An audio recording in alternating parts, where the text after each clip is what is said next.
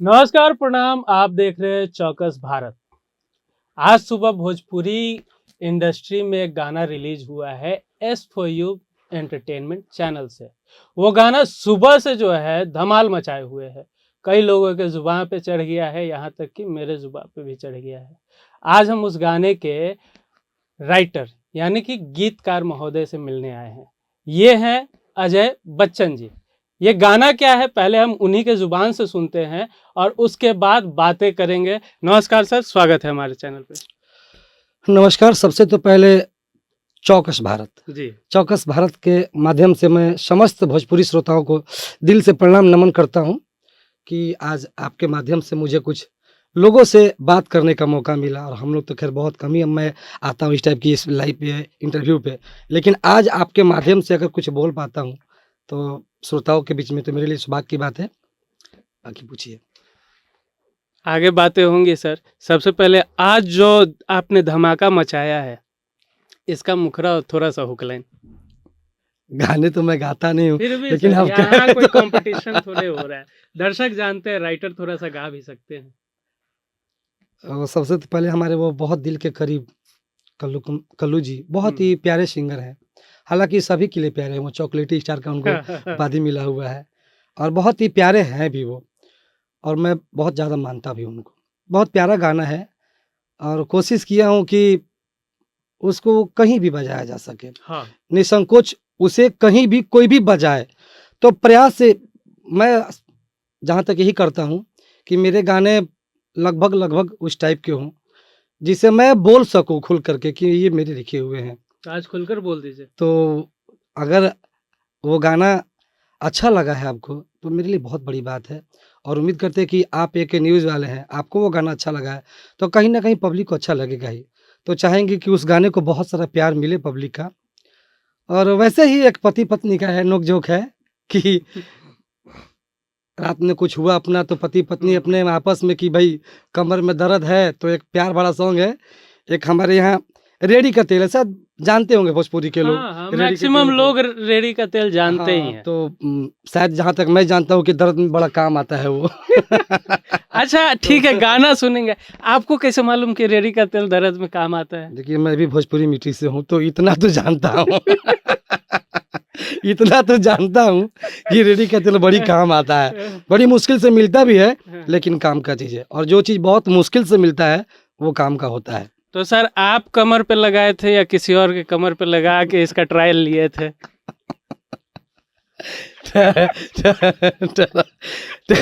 Try का नौबत कभी नहीं आया। लेकिन अब जब मैंने गाने लिख दिए तो उसको ट्राई भी करूंगा जरूर कि कितना असरदार है वो। हाँ भाई, ऐसा नहीं कि पब्लिक जो है आपका गाना सुन के रेड़ी का तेल लेने लगे, खरीदने लगे, उसका बिक्री भी बढ़ जाए। ये तो मेरे लिए बहुत अच्छी बात होगी कि रेड़ी का तेल का भाव बढ़ जाए। नहीं, दर्द नाशक अगर वो है तो भाव बढ़ना चाहिए। आजकल सरसों तेल का वैसे भाव बढ़ल है सर, फिर रेड़ी का मत बढ़ा दीजिए। 4 लाइन सर, मुखरा और हुक लाइन थोड़ा सा।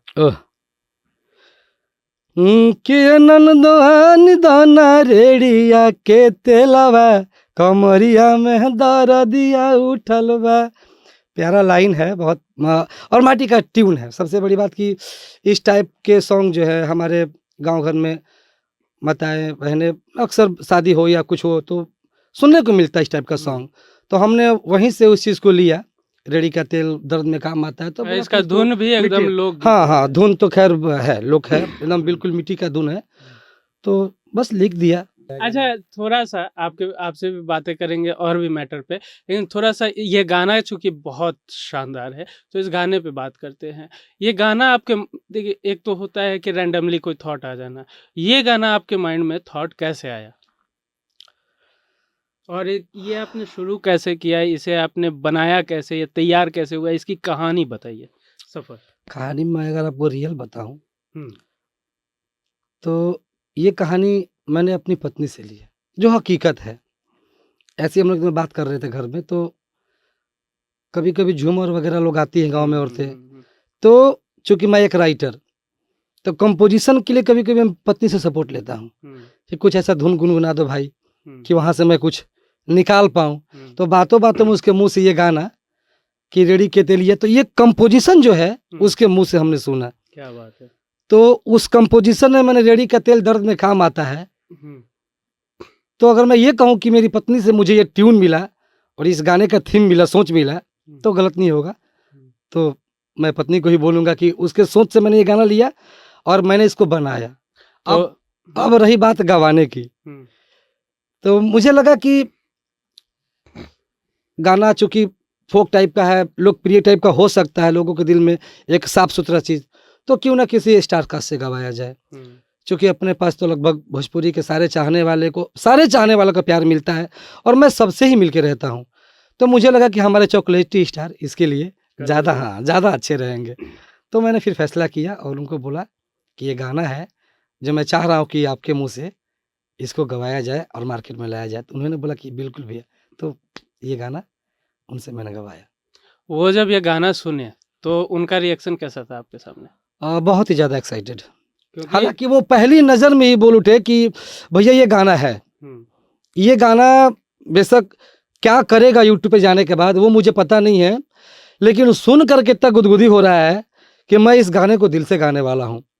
और अच्छा अगर लग रहा है तो मुझे पता है कि हमारे चाहने वाले, भोजपुरी को पसंद करने वाले, आज अश्लील वगैरह वगैरह सब चल रहा है, तो अगर एक बढ़िया चीज़, जैसे एक हमारे बहुत प्यारी बच्ची है हमारे मार्केट में, शिल्पी राज, नैया डोले सैया डोले, तो इस टाइप के गाने जब मार्केट में आते हैं लोगों को अच्छा लगता है तो बेशक प्यार उनको मिलता है। वो भी गाना बहुत खूबसूरत थी, नदिया के बीच नैया डोले वैसे मोर सैया। तो मैं ये नहीं बोल सकता हूँ कि अच्छे गाने लोग सुनते नहीं है, मज़ा मिलता है तो लोग सुनते ही सुनते हैं। तो वो एक सोच था कि कुछ उस टाइप का इसमें मसाला डालूं अगर और बच जाता है तो आदमी ये कह सकता है कि नहीं अच्छे गाने आज भी बजेंगे अगर अच्छा बना के दिया जाए तो।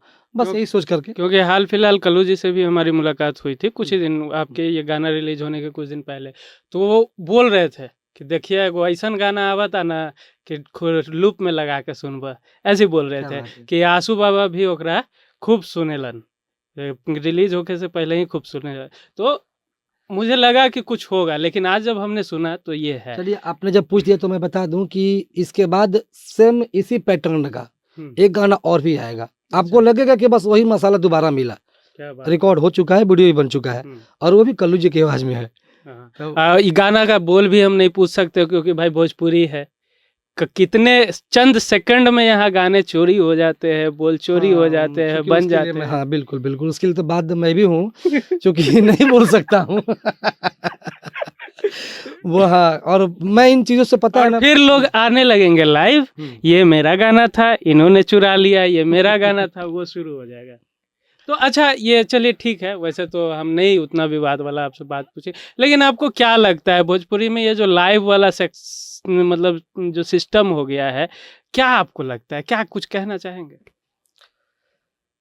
ये सिस्टम हालांकि हुआ क्या है और नहीं हुआ है इस पे तो बहुत बड़ी बात नहीं है, लेकिन जहाँ तक मुझे लगता है कि ये होना चाहिए भी, नहीं समझे, होना चाहिए, लेकिन एंगल जो इसका है ना, जैसे कि आदमी किस पर्पज से लाइव आ रहा है, तो जैसे मैं लाइव आया तो मैं लाइव आता हूं अगर किसी मैटर को लेकर, किसी मुद्दे को लेकर के, तो उस मुद्दे मानसिकता एक ही होती है कि मैं अपने पब्लिक से, मैं अपने श्रोताओं से बात कर रहा हूं, तो कुछ ऐसी बातें करूं जो मेरी पेशकश, लोगों के प्रति मेरा सोच, इन चीज़ों को। अब वहाँ पर जा कर के लोग कंट्रोवर्सी वाली बातें, एक दूसरे के बारे में बातें, एक दूसरे के लिए चर्चा करना, वैसा ये गलत है, ये नहीं होना चाहिए। बाकी लाइव आना, कुछ कहना, पब्लिक में रहना, ये तो अच्छी बातें है, लेकिन वहाँ कुछ जाकर कहना उस प्लेटफॉर्म पे, ये अच्छी बात नहीं है, ये नहीं होना चाहिए। आजकल तो बहुत लोग गाली का भी यूज कर लेते हैं।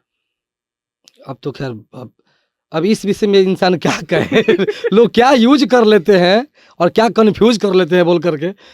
अच्छा चलिए, ये कंट्रोवर्सी की बात में एक बात दब गई है कि आपने ये गाना लिखा, आज हमारे माध्यम से आपने भाभी बोल सकते हैं ना? बिल्कुल, बिल्कुल। हाँ, तो भाभी को क्रेडिट आपने दे दिया। क्रेडिट तो दे दिया, थैंक यू बोल दिया, चार्ज दिया भाभी को आपने? मेरा सारा चार्ज वही लेती है। नहीं, ये डिप्लोमेटिक आंसर। भाभी को थैंक यू बोल के बहलाने वाला काम आपने नहीं ना किया। उनको कोई गिफ्ट ले जाके दीजिए कि हाँ आपका गाना सुपर। देखिए हम अब हमारा जब हमने गठबंधन किया है तो गिफ्ट तो उम्र भर देना है, तो वो तो चलता ही रहता है, देखिए हमेशा ही देना है। देखिए मैं इनसे बात कर सकता हूँ क्योंकि हमारी पहली मुलाकात हुई थी रोड पे ही, अरे बहुत रैंडमली हुई थी, और भैया को हमने देखा, बात किया। भैया जब ये जाने की पत्रकार है, हम बोले भैया आपके गाने, भैया के गाने भाई कौन नहीं सुना होगा, तो भैया के फैन तो रोड चलते मिल जाते हैं। ठीक है, राइटर आदमी को शकल से लोग कम जानते हैं, लेकिन डिजिटल ज़माना है तो ऐसा नहीं है कि शकल से नहीं पहचानते हैं, तो पहचान लिए। भैया से रैंडमली मुलाकात हुई और साथ में भाभी भी थी। और भैया जैसे देश की जो भोजपुरी की जो माटी की महक है, और एक प्रोजेक्ट तो आपने बता दिया, और क्या क्या प्रोजेक्ट आने वाला है आगे? अभी मेरा एक बहुत प्यारा गाना आया होली का, हम्म, हमारे बहुत ही भोजपुरी के बहुत ही चर्चित सिंगर बड़े भाई प्रमोद प्रेमी जी गाए हैं। होली का अच्छा। पहला सॉन्ग है मेरा, वो क्या बात। बहुत ही प्यारा सॉन्ग है, उनका ऑफिशियल चैनल से ही आया हुआ है। हम्म, उस गाने को भी बहुत सारा प्यार मिल रहा है, और वो भी मतलब बोले तो प्योर माटी का चीज़ है, हमने माटी का ही चीज़ लिखा है। क्योंकि होली है, उसमें से भी होली, हालांकि थोड़ा बहुत कुछ ना कुछ होता है उसमें मटेरियल, लेकिन वो गाना आप सुनिएगा तो आप ये नहीं बोल पाइएगा कि इस गाने में थोड़ा भी उस टाइप का चीज़ है, अभद्रता हो, अश्लीलता कुछ भी, तो बहुत प्यारा सॉन्ग है वो।